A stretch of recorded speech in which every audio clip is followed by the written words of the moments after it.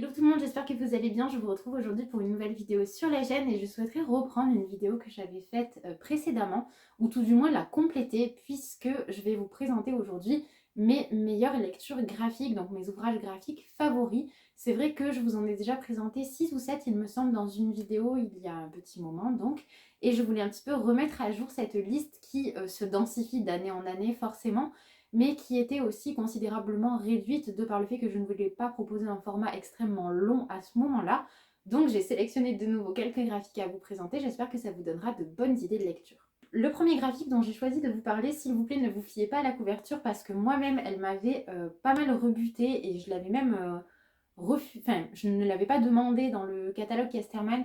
C'est parce que Casterman avait relancé l'idée, représenté l'ouvrage que je m'étais dit ok d'accord, je vais me laisser tenter, on verra bien ce que ça donne, et ça a été un énorme coup de cœur. Il s'agit de L'année où je suis devenue ado de Nora Desney, qui est donc un ouvrage graphique évidemment, d'où la vidéo, et donc avec des illustrations qui sont extrêmement colorées comme ceci, qui peuvent donner un côté extrêmement enfantin à l'ouvrage, et c'est vrai que je pense qu'il peut être lu extrêmement jeune, mais il est vraiment intéressant à absolument tout âge. Il aborde énormément de thématiques importantes à l'adolescent, notamment l'identité, l'appartenance à un groupe, l'orientation sexuelle, bref, toutes ces considérations, toutes ces questions qu'on se pose lorsqu'on est adolescent, eh bien on va les suivre avec l'héroïne de ce petit roman graphique qui est vraiment très intéressante à suivre, qui est vraiment très attachante aussi, qui a un papa qui est vraiment très à l'écoute, très investi dans la relation qu'il peut avoir avec sa fille. L'héroïne que nous suivons s'appelle donc Emma, elle est en 5e et elle est à cet âge où elle a encore envie de monter dans les arbres, de jouer au foot dans la cour de récréation, mais en parallèle de ça, elle, enfin ses amis tout du moins, s'intéressent déjà aux garçons, au maquillage, au fait de bien s'habiller, et elle va essayer de se trouver dans cet entre-deux qui finalement est un grand écart énorme, et elle va donc être beaucoup dans l'introspection, se poser énormément de questions, singer parfois les comportements de ses amis pour essayer de s'intégrer, puis par moments affirmer plus fort ses positions et rester en retrait lorsqu'il le faut. Elle va aussi développer des sentiments amoureux pour une jeune personne. Bref, c'est vraiment un roman initiatique, un petit peu une véritable découverte de la construction de l'identité, comme je le disais. C'est extrêmement bien fait, il y a énormément de bienveillance et de douceur qui émanent de cette lecture. Je peux vraiment que vous le recommander, que ce soit pour l'offrir à un adolescent, pour vous en tant qu'adulte le découvrir, et même pourquoi pas pour le mettre à disposition dans les CDI, parce que c'est un ouvrage qui mérite d'être consulté par le plus grand nombre. Vraiment, pour moi, le seul bémol, c'est cette couverture qui est, je trouve, un petit peu trop enfantine, un petit peu trop, enfin, avec des codes graphiques qui s'apparenteraient un petit peu trop à ce que, je pense, un adolescent pourrait appeler, en rentrant dans un CDI, un roman pour les filles, clairement, et c'est un petit peu dommage. Mais en dehors de ça, c'est vraiment une pépite. C'est un graphique qui m'a beaucoup marqué, qui fait partie de mes coups de cœur, je crois, de l'année, pas de l'année passée, mais de l'année précédente encore, il me semble.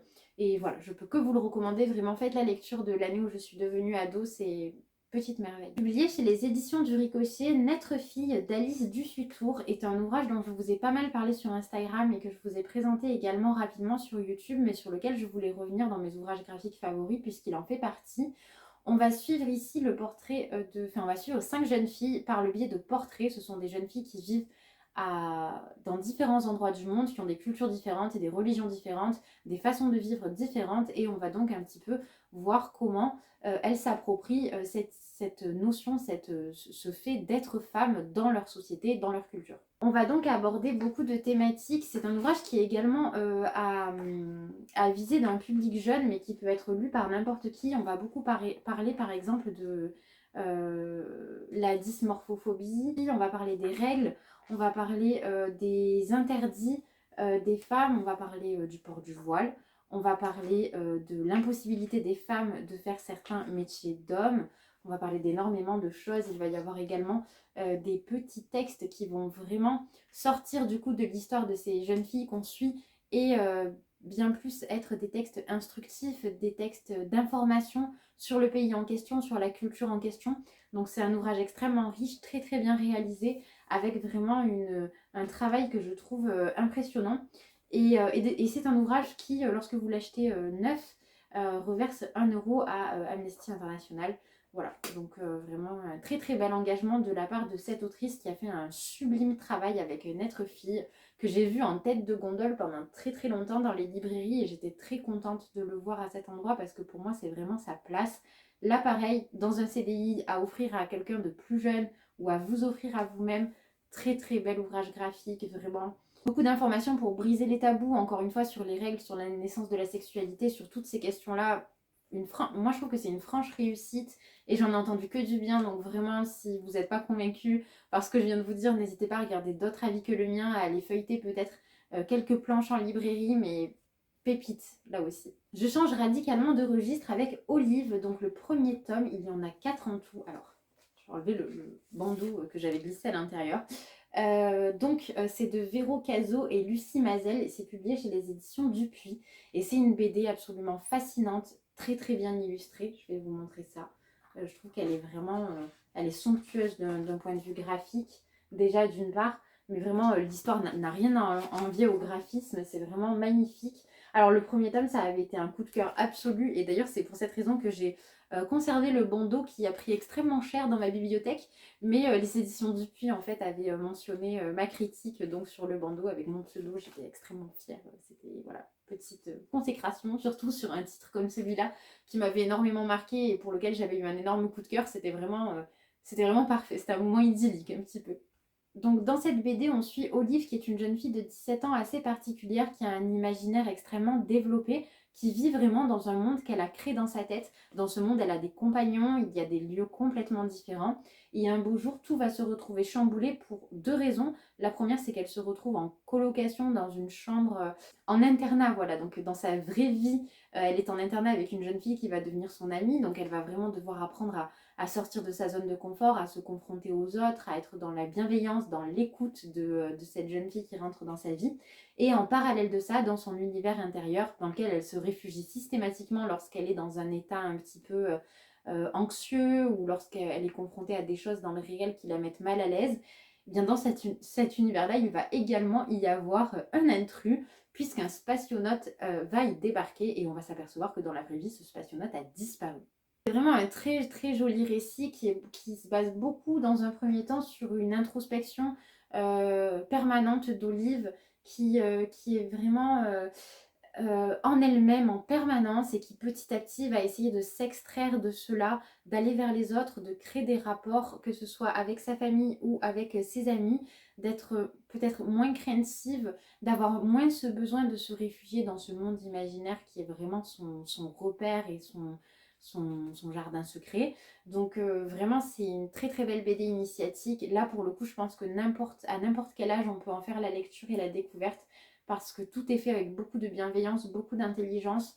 Et encore une fois, je trouve que l'univers graphique se prête bien à tous les âges pour cette découverte. Donc très très bon point aussi pour Olive que j'adore.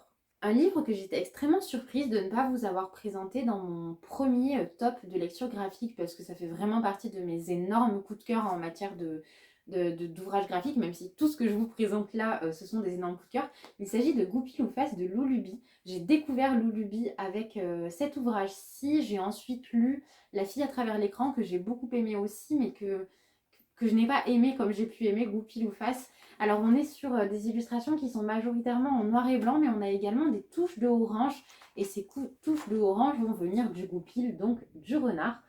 Là, dans cette histoire, on va parler de santé mentale puisque Lou découvre qu'elle souffre de cyclothymie et on va donc étudier avec elle ce qu'est la cyclothymie, comment ça se manifeste dans son quotidien et qu'est-ce qu'elle peut faire pour vivre avec cela, vivre au mieux avec cela et pour faire en sorte que ses proches aussi la comprennent, se sentent bien et puissent l'accompagner convenablement. Ce qui est très bien fait dans ce roman graphique, c'est que Lou va personnifier sa maladie par un petit renard qu'on va donc beaucoup voir dans cette BD, renard qu'elle va tantôt extrêmement affectionner très fort et par moments détester profondément. On suit vraiment ces moments et ces phases qui sont en dents de scie et qui sont vraiment très difficiles à vivre pour Lou. C'est un roman qui est autobiographique, qui est extrêmement touchant. Je me suis beaucoup renseignée par la suite sur Lou Luby parce que je trouve qu'elle parle avec beaucoup de pédagogie du trouble dont elle souffre. Et c'est ce qui fait que cet ouvrage est vraiment incroyable, je trouve. Il permet vraiment de comprendre un petit peu la bipolarité, la cyclothymie, les différents types de bipolarité aussi.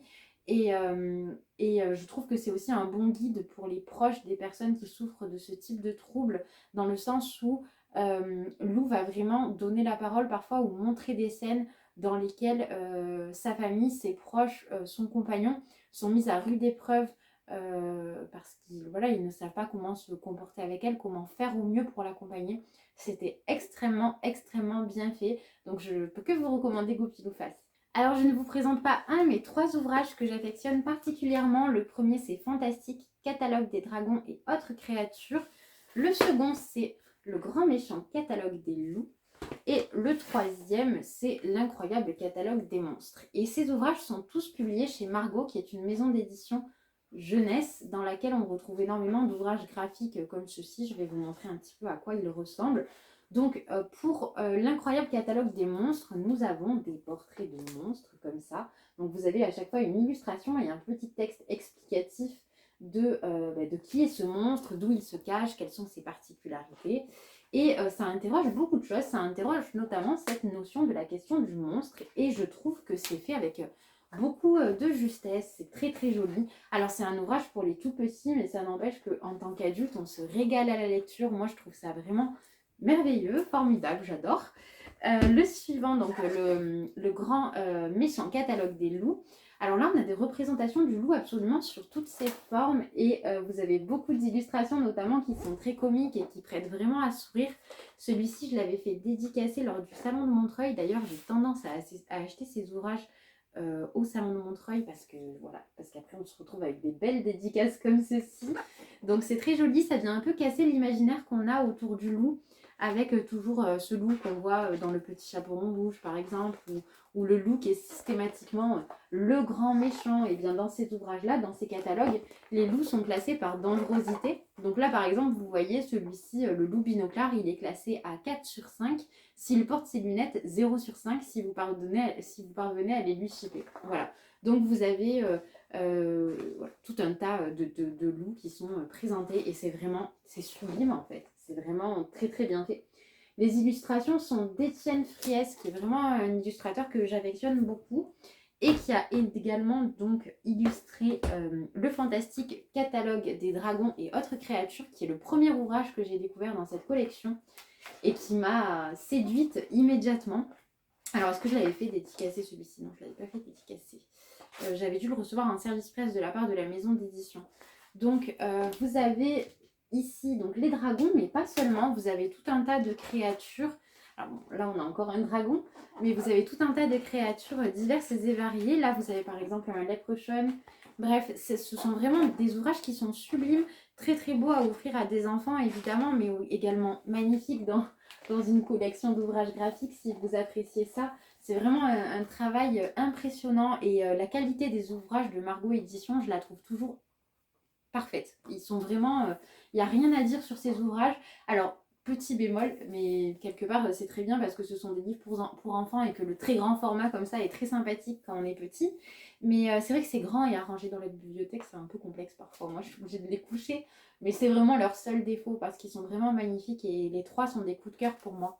Je me suis rendu compte que je ne vous avais pas parlé dans la première vidéo, parce que dans les graphiques, je vais mettre également les mangas, hein, puisque ce sont des ouvrages graphiques. Je ne vous ai pas parlé de le manga absolu, le manga qui fait vraiment partie de ma vie depuis que j'ai peut-être 12 ou 13 ans, qui m'a accompagnée durant toute mon adolescence, qui fait partie de moi à part entière, Nana d'Ayazawa, qui malheureusement n'aura jamais de fin, donc ça m'embête un petit peu de vous le présenter ici de cette façon, mais en même temps, c'est vraiment un chef-d'œuvre. Donc il y a 22, 23 tomes, je sais plus. Et alors, c'est une histoire que j'adore personnellement, qui m'a vraiment fait passer par toutes les émotions possibles, qui est poétique et qui est riche, qui parle énormément de musique, d'amour, d'amitié. C'est vraiment un très très beau manga. Donc dans Nana, on suit deux jeunes filles qui portent le même prénom, qui vont se rencontrer un soir d'hiver dans un train en direction de Tokyo. Elles vont à Tokyo pour des raisons complètement différentes. L'une veut rejoindre le garçon dont elle est amoureuse, l'autre souhaite poursuivre ses rêves en tant que musicienne et devenir chanteuse dans un groupe à succès. Et elles vont se rencontrer, discuter, se rendre compte toutes les deux qu'elles n'ont finalement pas grand chose sur place à part ses objectifs et pour Hachiko, donc pour Nana Komatsu, ce garçon qui l'attend. Mais voilà, va naître entre elles immédiatement une alchimie très, très importante. Et on va suivre l'évolution de cette amitié, des rapports qu'entretiennent ces deux jeunes filles sur 23 tomes. Il va y avoir énormément de rebondissements, il va y avoir énormément de moments très difficiles aussi. C'est un manga qui est classé en shoujo, mais il aborde beaucoup, beaucoup, beaucoup de choses qui vont beaucoup plus loin que la question de l'histoire d'amour ou de l'amitié. Comme je vous le disais, on parle beaucoup de musique, donc on parle beaucoup de l'univers musical aussi, c'est-à-dire de la drogue, de la cigarette, de l'alcool, de la dépendance. Et il y a beaucoup d'ailleurs dans Nana d'interrogations sur la toxicité des relations aussi. Bref, c'est vraiment pour moi un chef-d'œuvre ce manga. Je peux que vous le recommander, c'est de loin mon manga préféré. J'ai jamais rien trouvé qui pouvait l'égaler. Alors bien évidemment, il y a toute la dimension symbolique, tout ce que j'ai pu poser dessus à des moments dans ma vie. J'ai eu un petit problème de caméra, j'espère que l'angle n'a pas trop changé, mais voilà, tout ça pour vous dire que Nana, ça fait partie de ma vie depuis très longtemps, que ça ne changera pas et que c'est mon manga préféré. Je reste dans les mangas avec Baptisme de Kazuo Umezu, que j'ai découvert beaucoup plus récemment, mais qui m'a vraiment fait quelque chose. Kazuo Umezu, il est vraiment considéré comme le maître de l'horreur au Japon.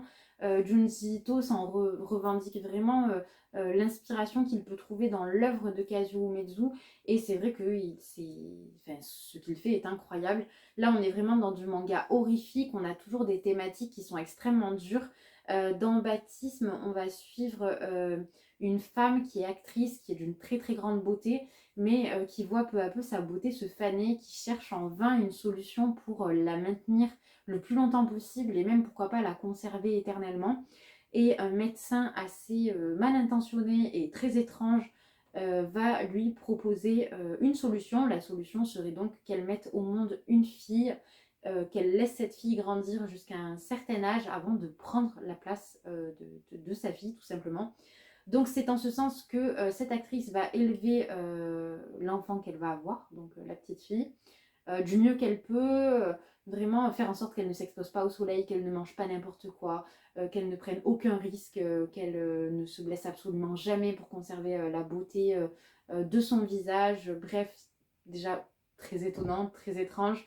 Et donc dans tous les autres tomes, on va suivre ce qui va se passer et qui n'est pas très très réjouissant, je ne vais pas le cacher. Mais vraiment, l'imaginaire de Kazuo Umezu est impressionnant. Et j'aime beaucoup tous les codes du manga horrifique japonais qui sont déployés ici, qui viennent poser des bases. Je vous dis ça, mais j'ignore si avant Kazuo Umezu, il y a un mangaka qui a vraiment marqué l'histoire du manga horrifique. N'hésitez pas à me le dire si vous le savez. Mais en tout cas, je sais que, on sent chez Junji Ito l'inspiration qui lui vient des œuvres de Kazuo Umezu. Et c'est vraiment génial, quoi. Alors là, pareil, pour un public assez averti, parce que déjà, d'une part, c'est un petit peu gore par moment, mais il y a aussi beaucoup de scènes qui sont profondément dérangeantes et qui viennent toucher à des peurs qui sont très profondes en nous, qui ne reposent pas seulement sur le fait de voir du sang ou de voir des scènes de violence, mais bien sur des choses qui touchent à l'identité, à la folie, à la stabilité mentale. Et là, pour le coup, je pense que voilà, en ça, il est peut-être pas à recommander à tout le monde, mais c'est vraiment un chef-d'œuvre pour moi, Baptiste. Dans un registre complètement différent, je vous parle de Heartstopper d'Alice Oseman. Et même si je n'aime pas du tout les romans d'Alice Oseman, comme je vous l'ai déjà dit, par contre, en ce qui concerne les Heartstopper, c'est vrai que j'ai une relation très, très douce en fait avec ces textes. Donc je vous montre les illustrations qui sont vraiment minimalistes. On n'est que sur du noir et blanc. Et Heartstopper, c'est voilà, cette histoire d'amour entre Nick et Charlie qui vont se rencontrer, tomber amoureux au lycée et qui vont vivre leur histoire. C'est vraiment une lecture qui vient sensibiliser sur les questions de l'homophobie, de la discrimination de façon générale et qui transmet un véritable message d'acceptation et d'amour en fait tout simplement. Donc ce sont des très jolis textes qui même s'ils ne sont pas écrits d'une façon très littéraire, très pointue, apportent quelque chose je trouve, très intéressant et sont accessibles à tous. Donc voilà, alors là je vous présente les éditions collector de chez Hachette que je trouve somptueuses. Voilà, j'ai troqué mes éditions classiques pour ces éditions-ci. Voilà, Heartstopper, je ne vais pas vous en parler plus parce qu'on en entend parler absolument partout et que c'est une saga radicalement différente de tout ce que je vous ai présenté jusque-là, mais en matière de lecture graphique vraiment doudou, qui font du bien, qui sont rassurantes, qui sont douces encore une fois. Ça, je le mets vraiment au sommet. Je pense que j'aurais pu vous présenter n'importe quel ouvrage de Timothée Le Boucher, mais j'ai choisi Ces jours qui disparaissent parce que je pense que c'est mon favori. Alors, je pense que vous le connaissez forcément, puisqu'il fait partie vraiment de ces auteurs graphiques extrêmement connus et reconnus aujourd'hui. Je vous montre un petit peu le style des illustrations, mais c'est très particulier. Par contre, au départ, quand on n'est pas encore plongé quand on n'a pas encore plongé dans l'univers de Timothée Le Boucher, les illustrations peuvent vraiment surprendre et je l'entends complètement. Dans cette histoire, on suit Lubin qui fait partie d'une troupe de... C'est bien une troupe de théâtre, que je ne me trompe pas. Donc dans cette histoire, on suit Lucien qui fait partie d'une troupe de théâtre composée majoritairement de ses amis qui donnent des reproductions sur scène, etc. etc. mais qui un beau jour va se rendre compte qu'il a raté 1 heure de sa vie, puis un jour, puis 2 jours, etc. etc. Et petit à petit comprendre que quelqu'un prend sa place sans qu'il s'en rende compte. C'est-à-dire que lui n'a aucun souvenir de ce qui se passe et pourtant ce double va prendre possession de son corps. Et alors c'est un ouvrage qui est vraiment impressionnant, enfin il est glaçant par beaucoup d'aspects parce que c'est vraiment impressionnant ce côté, cette espèce de disparition provisoire de l'identité, de la personnalité, le fait de ne pas avoir de mémoire de ce que peut faire l'autre individu qui prend possession de notre corps, c'est très très étrange. Alors on n'est pas dans un texte qui va parler de troubles dissociatifs de l'identité. Là on est vraiment dans quelque chose où ce sont deux identités distinctes. Alors je m'exprime certainement mal parce que dans le trouble dissociatif de l'identité, les identités sont distinctes aussi, mais en tout cas ici j'ai pas l'impression que ce soit le côté je ne saurais pas comment expliquer la nuance et j'ai peur de dire des bêtises, mais je trouve en tout cas qu'il y en a une et qu'elle est assez marquée. Donc c'est vraiment un texte qui est choquant, qui est percutant. La fin m'a bouleversée, vraiment j'ai beaucoup pleuré à la fin de cet ouvrage graphique et je l'aime énormément, même si j'aime tout ce qu'a fait Timothée Le Boucher. C'est simplement que les livres suivants sont légèrement plus conventionnels, je dirais. Celui-là m'a vraiment surprise et m'a vraiment laissé sur les fesses, quoi. Je l'aime énormément et je le relis occasionnellement avec beaucoup de plaisir. De Cap et de mots de Flore Vesco et Kerascoët, j'espère que je le prononce bien. Je vous en ai parlé récemment, donc je ne vais pas m'attarder dessus trop longtemps, mais c'est vraiment un ouvrage graphique qui me plaît beaucoup. Déjà, j'aime beaucoup les illustrations. Là, pareil, on est sur un ouvrage qui initialement est dédié à la jeunesse, mais vous pouvez le lire à n'importe quel âge. On suit une jeune fille qui initialement veut devenir demoiselle de compagnie de la reine, mais qui va s'infiltrer dans le château et prendre un rôle complètement différent. Sérine, l'héroïne, manie les mots avec beaucoup de facilité, elle crée beaucoup de jeux de mots, elle fait vraiment des choses impressionnantes avec le langage et c'est d'ailleurs très joli. Il y a beaucoup de passages de cette BD qui sont extrêmement sonores. Il faut savoir que c'est l'adaptation d'un roman, encore une fois, je ne sais pas si je l'ai dit, mais ce sera rébarbatif, excusez-moi. Mais voilà, il y a beaucoup ce jeu des mots, cet amour des mots, et c'était vraiment une très très bonne BD. Il y a aussi toute cette question sous-jacente de la position des femmes dans la cour. Il y a la gestion politique aussi, puisque notre héroïne est amenée à rencontrer le roi. Et voilà, tout est extrêmement bien abordé, extrêmement bien fait. Donc je peux que vous recommander De Cap et de mots. Là c'est pareil, je pense que c'est un ouvrage qui peut vraiment parler à tout le monde, plaire à tout le monde peut passer un très très bon moment en le lisant. Je vais clore cette présentation avec un autre ouvrage de chez Margot Éditions qui est, je pense, l'ouvrage qui m'a le plus fait pleurer dans cette sélection, de très loin et je ne m'y attendais pas du tout.